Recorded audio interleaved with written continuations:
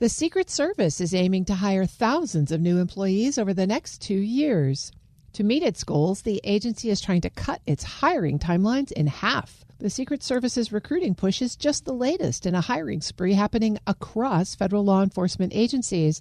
Federal News Network's Justin Doubleday joins me now with more details. Justin, great to have you on. Hey, Terry. Thanks for having me. Tell us more about what the Secret Service's specific hiring goals are. Well, the Secret Service is aiming to hire 4,000 new employees by 2028. That would bring the agency's total workforce to 10,000 total employees, including 6,800 law enforcement personnel. And right now, the Secret Service has about 8,300 staff, so they're obviously calculating in some attrition there, but that would really boost their law enforcement ranks, of course, their workforce that also works on things like cybersecurity and financial crimes investigations. And so this would be a massive hiring spree for the Secret Service after really more than a decade of struggling to recruit and retain agents. And they're not just trying to recruit new hires, they're also offering retirement-eligible agents incentive packages to keep them around longer. So this is really an across-the-board effort to grow the Secret Service. I think a lot of organizations who look at this would think this is a good idea. People have been saying for a long time that the Secret Service has been understaffed, but still it's a stretch to get to 10,000 employees. Have they articulated a particular strategy? Well, their strategy this time around is to focus not just on retention incentives or hiring bonuses, but really trying to speed up the hiring timelines. The current average from application to entry on duty for the Secret Service is 326 days for special agents and 256 days for the uniformed division. So the better part of a year in both cases. Now the Secret Service has just started hosting these events called accelerated candidate events.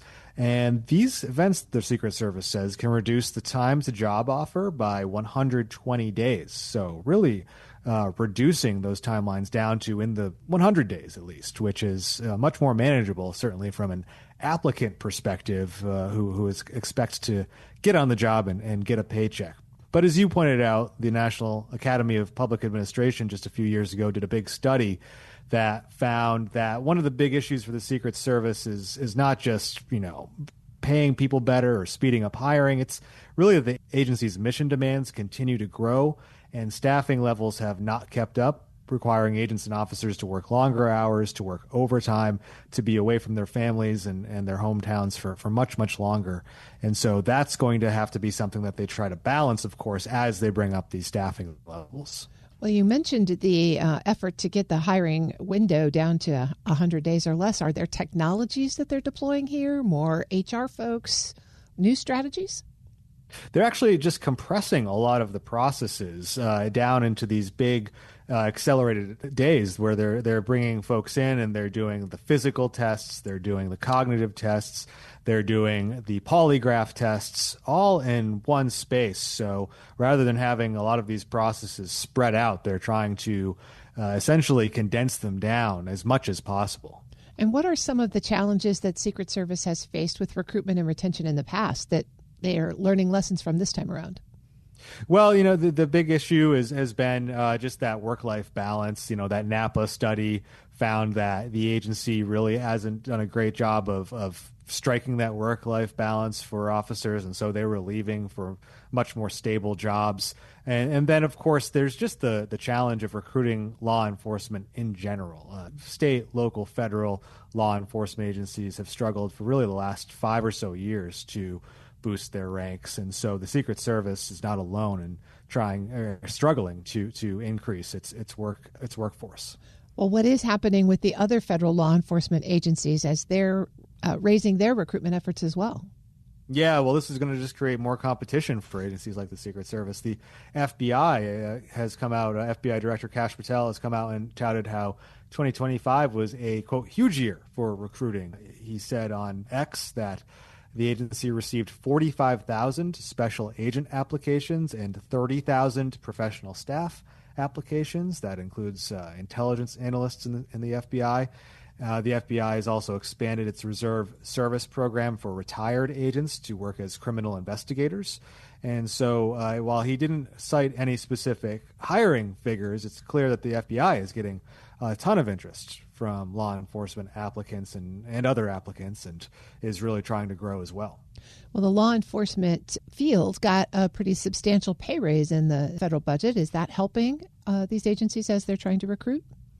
Well, that certainly remains to be seen. That's a pay raise that is going to go into effect this year, and it's going to obviously pay law enforcement or give law enforcement officers in the federal government generally a higher pay increase than other federal employees. But it's certainly going to help. And we've seen agencies like the Department of Homeland Security, with funding from the One Big Beautiful Bill that passed last year, really offer these huge incentive packages that also really up the ante for new recruits.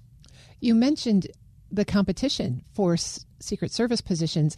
Are these agencies with law enforcement positions working together to have kind of a government-wide strategy, or are they all in competition as they're trying to meet their own recruiting targets? Well, it seems as if there's a lot of competition. I haven't seen any concerted efforts, for instance, for DHS to necessarily bring together all of its recruits into one big pool. And so folks are applying to ICE or they're applying to CBP and seeing where that goes. Certainly, you see a lot of interplay where someone is working for one federal law enforcement agency, and then they can more easily transition over to another one because they already have their security clearance and they already have a range of other experience that really makes them qualified for that position.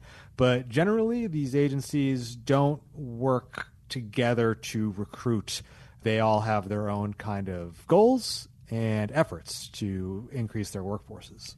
Well, it's certainly ambitious targets here, so we'll see how they all play out. Yeah, it's going to be a fascinating year. The Immigration and Customs Enforcement, ICE, just really quick, has already reached 12,000 new employees in just under a year. According to the Department of Homeland Security, that is a massive increase in less than a year for any agency, let alone ICE, which started the year with about 10,000 staff. And so how those staff get trained and get integrated into the field with these high-profile immigration raids that are happening across the country is certainly a big issue that the Trump administration and federal agencies are grappling with right now. That's Federal News Network's Justin Doubleday. Justin, thanks for this update. Thanks, Terry. You can find his story at federalnewsnetwork.com.